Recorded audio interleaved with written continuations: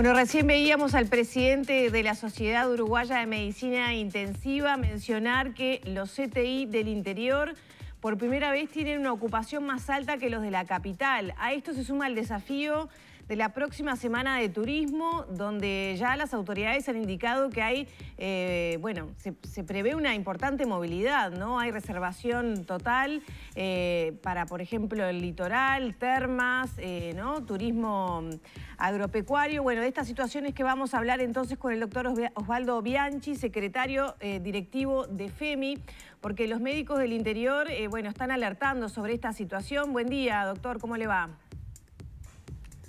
Buen día, ¿cómo están? ¿Cuál es la antes que nada, situación muchas hoy en gracias por la día? invitación, ¿no? ¿Cómo? No, antes que nada, gracias por la invitación. Me parece muy importante hablar por este medio. FEMI es un gremio de segundo orden, lo nutren 22 gremios que están distribuidos en los 18 departamentos a lo largo y ancho de la República. FEMI es el gremio de los médicos del interior. Y por ese conocimiento territorial que tenemos, ¿no? A nivel de cada uno de cada uno de los territorios y departamentos, por ese diálogo con las sociedades científicas, tanto con la SUMI, estaba viendo a Julio ahora, la SOMERUI, con otras gremiales, nos creímos en el deber de tener que informar a la población y informar a los medios, a las máximas autoridades, y lograr o intentar tener una audiencia con el presidente de la República para plantearle propuestas de acuerdo a lo que estamos viviendo hoy, que es una realidad muy grave, muy compleja, de futuro incierto si seguimos como estamos. Tú bien decías, tenemos una semana de turismo que estoy viendo con mucha preocupación. Vemos que hay 100% ocupación, por ejemplo, en el corredor termal, o va a haber movimiento en turismo para determinados lugares. Todos sabemos que en turismo hay mucha movilidad a nivel nacional, pero eso nos preocupa.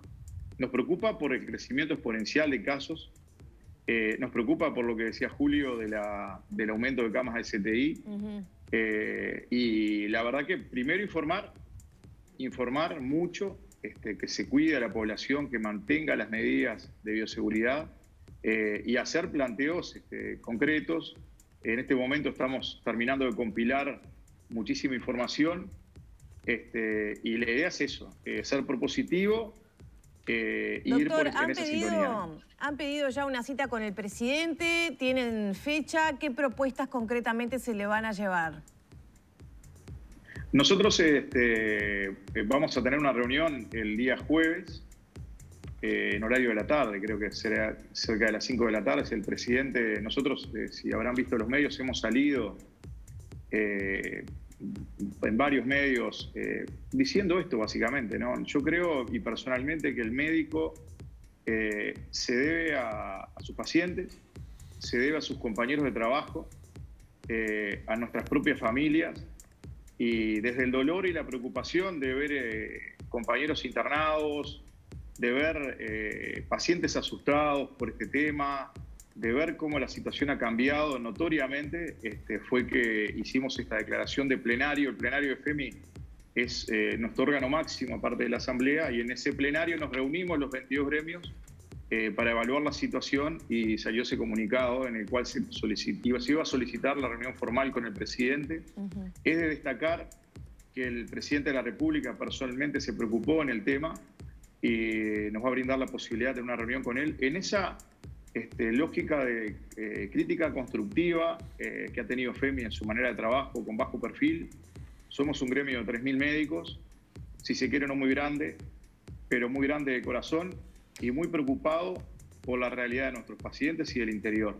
Ni que hablar que hablamos con los demás gremios, ni que hablar que hablamos con las máximas autoridades, pero nos parecía de orden, por la gran preocupación que tenemos, hablarlo y hablar con el presidente, porque sabemos a su vez que somos parte del problema, pero también somos parte integral de la solución.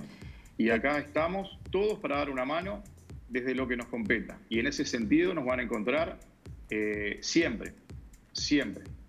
¿Le van a pedir al presidente bajar la movilidad entonces en el interior del país? Es una de las... Son varias propuestas. Yo no quiero hablar de medidas, ni reclamos, ni nada. Son propuestas, porque si uno plantea el problema, por lo menos tiene que plantear la solución. Me parece que la actitud pasiva de solo plantear problemas no conduce mucho a nada. Y nosotros tenemos propuestas para hacer. Una de ellas está vinculada al tema de la movilidad. Nos preocupa muchísimo turismo.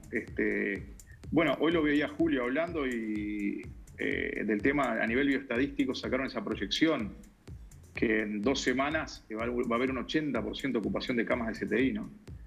Pero eso sí, esa ocupación es si Uruguay, lo hablamos con Julio, creo que el día de ayer, es si Uruguay se comportase como un único gran CTI de 800 camas. El tema es que en el interior la realidad es muy variopinta. El Uruguay no es un CTI de 800 camas. Hay en diferentes departamentos de diferente distribución, tanto a nivel de recursos materiales como humanos.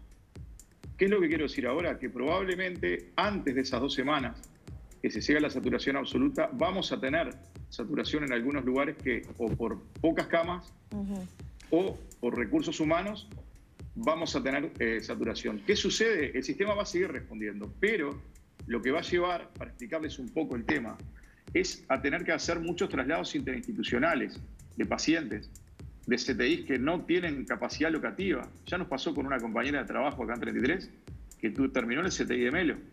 Entre 33 y Melo están rondando y muchas veces pasan el 80% de ocupación. Eso quiere decir que si ocurre esta ocupación en saturación de determinados lugares, vamos a tener muchísimos traslados especializados interinstitucionales. Ahí está. ¿Y qué zonas preocupan más? ¿Qué zonas del país preocupan más? Obviamente la frontera con Brasil es una preocupación, pero Tacuarembó, 33, Melo. Ustedes señalaban que había 80% de ocupación allí, pero ahora se suma la complicación de Río Negro. ¿Dónde está, digamos, la mayor dificultad que ustedes avisoran? Y hoy por hoy son 12 departamentos en rojo en la escala de índice de Harvard. Sabemos que ese criterio de riesgo lo van a ampliar a nivel del ministerio.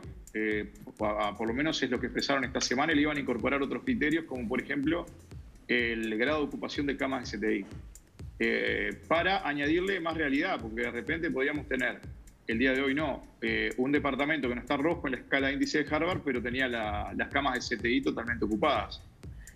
Al añadirle esos otros criterios y tener un mapa país, porque esto, entiéndame que varía día a día, ¿no? Entonces, hoy por hoy tenemos varios departamentos que están en rojo y a su vez están por encima, en algunos casos, del 80%.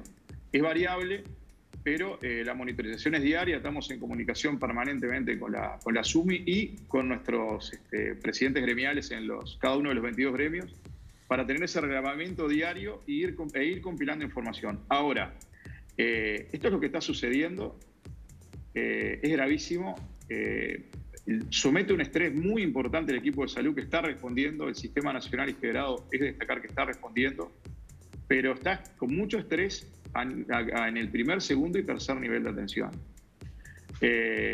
Nosotros lo que queremos es aquella frase que al principio de la pandemia, el año pasado, cuando no había la luz al final del túnel, que eran las vacunas, cuando tuvimos un cuadro bastante grave, era lograr aplanar la curva. Y ahora yo creo que en 2 semanas, 3 semanas, el tiempo que sea necesario, tenemos que lograr disminuir la movilidad, aplicar toda una suerte de medidas. ¿Para qué? Para aplanar esa curva de contagios, para que esa saturación, rumbo a la saturación absoluta de CTI que planteaba la SUMI y que nos preocupa muchísimo, y va a haber CTI en el interior que se van a saturar antes, baje. Y otra cosa no menor es lograr en esas 2-3 semanas, en ese lapso, lograr tener por lo menos al personal de salud completamente inmunizado, porque hoy por hoy hay muchísimos médicos que tienen la primera vacuna, que a su vez, teniendo la primera vacuna, se han contagiado de COVID, y hay médicos que ni siquiera tienen la primera dosis, o sea, y compañeros de la salud. Queremos ese tiempo para la correcta inmunización y poder realizar nuestro trabajo fehacientemente, porque créanme que todos los compañeros de la salud, no solo los médicos, estamos dejando todo en la cancha, pero necesitamos una disminución de la velocidad de las cosas. Necesitamos que haya, así como hubo unas fiestas diferentes, un verano diferente, que haya un turismo diferente, un turismo responsable, porque si no, lo vamos a pagar muy caro todos, y lo digo desde el dolor. Nosotros en 33 puntualmente tuvimos un brote muy grande en junio, que gracias al trabajo de la Dirección Departamental de Salud, de todos los colegas y de la sociedad, todo se salió adelante. Salimos adelante hasta nosotros mismos. Yo mismo fui COVID positivo con mi familia. Se salió adelante. Ahora, estamos viendo presentaciones clínicas acá en 33 y un aumento de los casos que no era lo mismo que teníamos en junio. Entonces, digo, eso se eleva a nivel de las mesas departamentales de salud, dirección departamental, el propio ministro, y estamos trabajando, nosotros trabajamos muchísimo en red y mucho en territorio, desde el colega que está trabajando en la puerta hasta los referentes a nivel de cada organismo, y llevando los planteos. En el ejemplo puntual de 33 se había detectado una forma de presentación clínica diferente, no frecuente, de una presentación cutánea.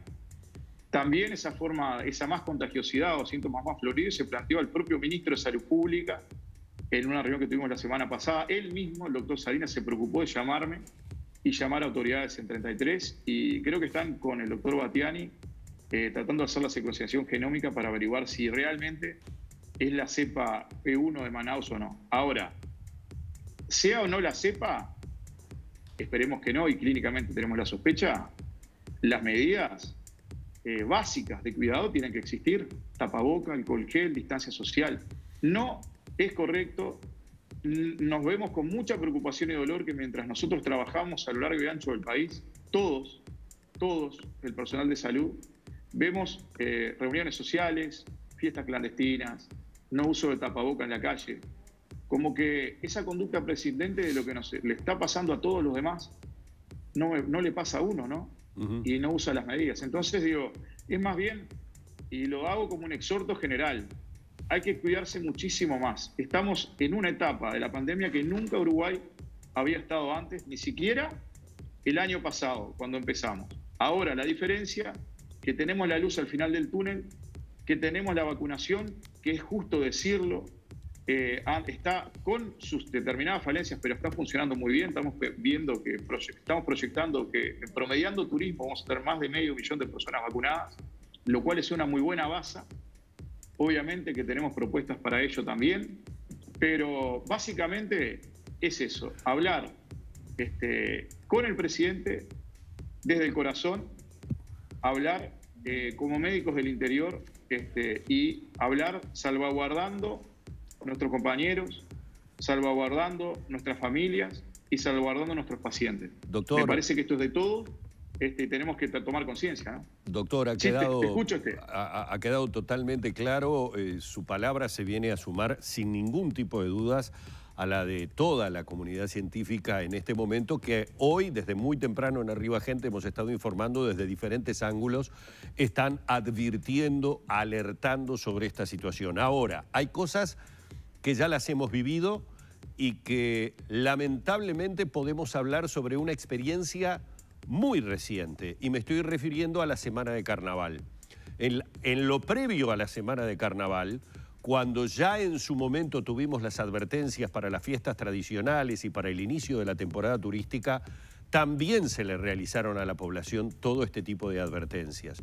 Y hoy estamos en la situación que estamos. Los números nos hablan de que probablemente, o sin el probablemente, la movilidad de semana de turismo sea similar a la de la semana de Carnaval. Y todos han sido contestes en decir que en gran medida la consecuencia de los números que padecemos hoy tienen que ver con aquella movilidad de la semana de Carnaval. Entonces le planteo, más allá de lo responsable del exhorto, más allá de lo absolutamente pertinente del pedirle a la población determinado tipo de comportamiento, daría la sensación de que hay una parte importante de la población que cumple, pero hay otra parte que no, y nos ha llevado de alguna manera a esta situación. Entonces, la pregunta en concreto es, frente a esta situación, la proyección para después de Semana de Turismo, si se da la movilidad que se dio en Carnaval, es realmente muy preocupante. ¿Las medidas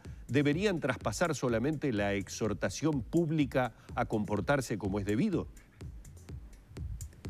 Es muy buena la apreciación que tú haces, porque me parece que, por un lado, es el exhorto a la población, pero aparte las autoridades tienen que tomar cartas en el asunto, porque vemos en esos casos que hay una actitud prescindente. Hay determinada parte de la población en el cual el uso de la libertad responsable excede los derechos de los demás. A ver si me explico. Uno puede hacer uso de la libertad hasta que no vulnere el derecho de los demás. El derecho más inalienable de una persona es el derecho a la vida. Si yo con mi libertad responsable estoy enfermando o al grado de morir o internar en un CTI de un paciente o de otra persona, ya no es libertad responsable, ya es actitud negligente. Yo abogo porque la gran mayoría de la población cumple, y yo creo que escuche esto y que en cierta medida se ponga las barbas en remojo.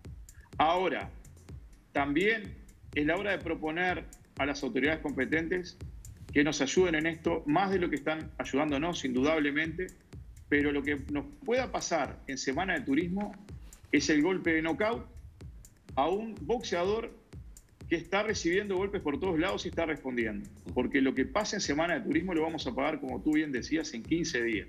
Si nos movemos en Semana de Turismo como si cualquier fuera la cosa, yo vi, creo, hace unos días, que teníamos 100% de ocupación en el corredor termal, lo vamos, créanme, a pagar carísimo. Por eso toda la sociedad científica está alzando la voz, todos los gremios también. FEMI, a su manera, está trabajando. Nuestra manera de trabajo es trabajar mucho en red, no tanto de lo declarativo. Nosotros salimos en general a la prensa en circunstancias puntuales, pero más que nada trabajar en red y a nivel de estas reuniones tratar de por lo menos concientizar no solo la población, sino las autoridades. También es justo decirlo, que no podemos tener la actitud pasiva de esperar y pedir al gobierno que tome medidas, si la única medida que tomamos nosotros es sentarnos frente a la televisión entre las 8 y las 9 para que el gobierno tome medidas, salimos sin tapaboca a reuniones y demás. Yo creo que la actitud pasiva se terminó. Acá no estamos uno en la vereda de enfrente del otro, acá el que está en la vereda de enfrente es el COVID y le tenemos que ganar entre todos. Doctor, por lo menos tener ese tipo de actitud, ¿no? Ya tenemos que cerrar, pero quisiera una última respuesta a propósito. Hay sospechas cada vez más fuertes de que esté circulando la variante P1 de COVID-19. Lo digo como agregado a esta situación humana, esa responsabilidad que todos tenemos que reforzar, pero también a otras variables que pueden estar afectando y también condicionando el actual nivel de contagios. ¿Hay fuertes sospechas de que está ocurriendo eso, que hay otra variante más contagiosa que ya está circulando? Hay sospechas clínicas, muchísimas, cada vez más. Independientemente de la presentación cutánea, hay sospechas clínicas. Lo digo desde una imagen que hasta me apretó el corazón, pues, de ver madres con los niños para hisoparse haciendo cola en la parte de respiratorios, en los prestadores acá. La cosa está muy compleja, hay mucho más contagios, hay mucho más pacientes con patologías graves. Es la sospecha clínica muy fuerte de la que hay. Lo que no tenemos es la sellada de decir, bueno, está la confirmación del laboratorio. Es preciso recalcar que el propio ministro está preocupado en el tema, habló con el director Pasteur y están, por lo menos en el caso puntual de 33, iban a investigar si correspondía a la cepa de Manaus. Vuelvo a repetir, sea la cepa de Manaus, que 70% de veces más contagiosa, o no, nosotros tenemos que tomar las medidas básicas de protección, porque si no usamos tapabocas, no usamos alcohol gel, hacemos reuniones, no tomamos conciencia, no ayudamos a las autoridades, no nos ayudamos nosotros mismos como sociedad, la veo difícil. Nos va a pasar lo mismo, y no es por ser agorero de la desgracia, que veíamos por televisión en España, en Italia, lugares que tenían sistemas de salud mucho más potentes económicamente que el nuestro, ¿no? Pero si uno exige al sistema, que está respondiendo muy bien, que no está saturado, va a haber un momento que lamentablemente, y ojalá no suceda, vamos a ver las mismas imágenes que veíamos por televisión y que veíamos tan lejanas, las vamos a ver acá en Uruguay. O sea, hay que tener actitud de todas las partes, de los médicos, del gobierno, de la población, pero tiene que ser en consonancia para salir adelante de esta pandemia que nos aqueja. Si de esto no salimos juntos, el eslabón se rompe por la cadena más débil y eso impacta en todo el sistema, ¿no? Muchas gracias por estos minutos con Arriba Gente. Cerramos por aquí entonces. Yo les agradezco muchísimo y a las órdenes. ¿Sí? Gracias. Cerramos por aquí la entrevista con el doctor Osvaldo Bianchi, secretario de directiva de FEMI, contando un poco cuál es la situación entonces del interior del país y alertando sobre la posible evolución en las próximas semanas.